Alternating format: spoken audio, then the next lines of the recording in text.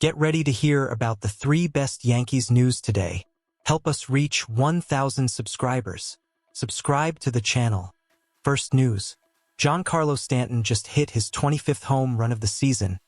And let me tell you, this guy is on fire. This isn't just another homer for Stanton. It's his second in 2 days, and it's helping him cement his legacy as one of the greatest power hitters in the game right now. If you're a Yankees fan, write "Go Yankees" in the comments and subscribe to the channel because you do not want to miss out on what this guy is doing. With that 418-foot bomb against the Texas Rangers, Stanton is now leading all active players with 10 seasons of 25-plus home runs. That's right, folks. He's just surpassed Mike Trout, who has 9 such seasons. Trout might have been the king of consistency early in his career, but injuries have slowed him down. Meanwhile, Stanton, despite battling his own injuries, is showing everyone that he's still got it. And here's the kicker. Stanton now has 427 career home runs, more than any other active player. Trout is trailing behind with 378. Most players can only dream of numbers like these, but Stanton's making it look almost easy. As the season progresses, with 4 weeks still left to play, there's a real chance Stanton could hit that 30-homer mark again, which would give him 8 seasons with 30 or more homers, putting him in some very elite company. So what does this mean for the Yankees? Well, it's a massive boost for the team as they push towards the postseason. Stanton's power is something that can turn a game around in an instant, and right now, he's giving the Yankees exactly what they need at the plate. Second news. Clarke Schmidt is gearing up for a potential return to the Yankees this weekend, and it couldn't come at a better time. Last night, Schmidt made another rehab start, throwing 70 pitches and showing exactly why the Yankees need him back in their rotation. He struck out 7 batters over 4.2 innings, allowing just 2 runs. It was his final rehab start with the Somerset Patriots, and he looked sharp.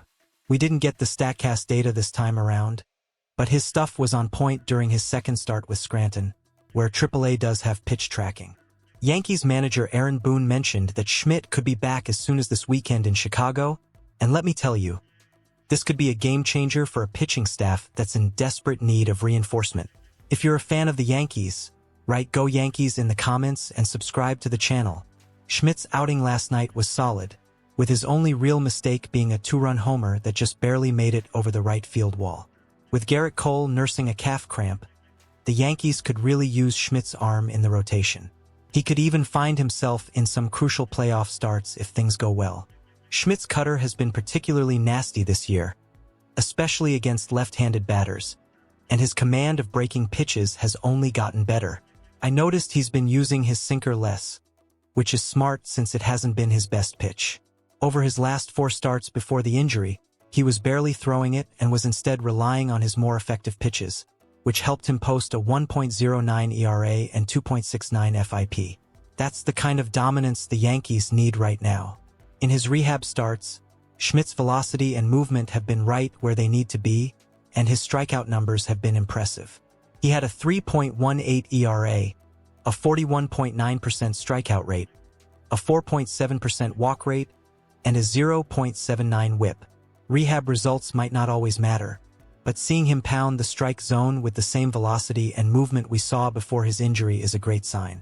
The Yankees have been struggling with consistency in their rotation, and Schmidt was arguably their best pitcher earlier this season, posting a 2.52 ERA across 11 starts. His strikeout rates were a breath of fresh air for a team that wasn't generating a ton of whiffs early on. One of the key reasons for Schmidt's success this season has been the improvement in his Stuff Plus rating, jumping from 102 last year to 115 this year.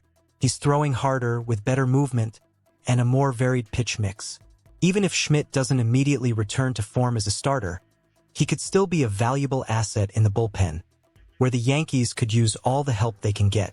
Right now, the Yankees are only half a game ahead of the Orioles for the top spot in the AL East, so they need to get some momentum going to widen that gap.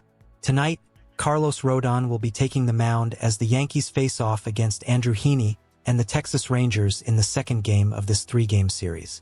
It's going to be an exciting one, so make sure you're tuned in. Third news. Wow, what a wild game that was. The New York Yankees faced off against the St. Louis Cardinals, and let's just say, It was one of those games that could have gone either way, but a few key defensive lapses really turned the tide against us.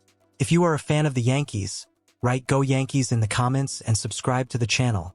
Now, let's break down what happened, especially with Juan Soto out in right field. So, picture this. It's the second inning, and the skies are already looking like trouble, dark clouds, gusty winds, the whole deal. Brendan Donovan steps up to the plate and hits what looked like a routine fly ball. Soto starts moving in to make the catch. But oh no, the wind had other plans. That ball just kept carrying, and before you knew it, it was out of Soto's reach. Donovan ends up on second base and eventually scores, giving the Cardinals an early edge. Soto said later that he thought it was just going to be a high pop-up, but the wind pushed it way further than anyone expected. Talk about unlucky. Fast forward to the 7th inning, and this is where it really stings. The game is tied 7-7. The Yankees have battled back from a 7-2 deficit, and it's anyone's game. Then Lars Nootbaar steps up and hits one to right field. This time, Soto's got the distance, but the ball's placement just escapes him. The ball flies over his head, and just like that, 3 runs come in, putting the Cardinals ahead for good. You could see the frustration on Soto's face. It was just one of those days where nothing seemed to go his way, even though he was giving it his all. Now, I know it's easy to point fingers when things go wrong, but let's not forget, baseball is a game of inches, and sometimes those inches don't go your way. Soto had a rough series overall, going for 14 at the plate, but he had a few missed opportunities in clutch moments, like that fly out to left with a man on third that could have really changed the game. But hey, it's not all doom and gloom. Soto's got another chance to bounce back as the Yankees head to Texas for a 3-game series starting Monday night. You know he'll be looking to shake off this rough patch and make a big impact.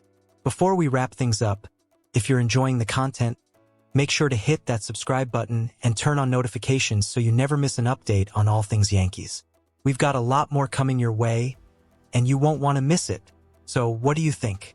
Was this just a bad day at the office for Soto? Or do you think there's more to these defensive issues? Let us know in the comments below. We'd love to hear your thoughts.